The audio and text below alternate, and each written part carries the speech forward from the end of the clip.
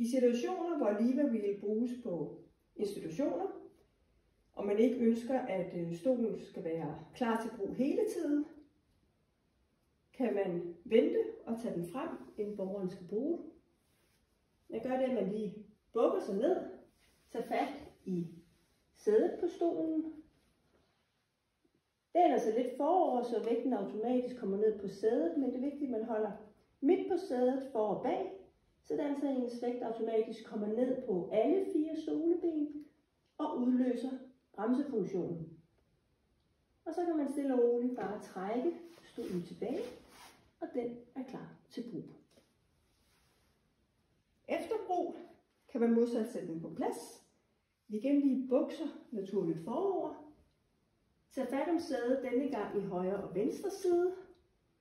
Læg sin vægt, den dødvægt ned, så vægten fordeler sig igen på alle 4 stoleben, udløser alle 4 bremser, derfor skal den være placeret midt på.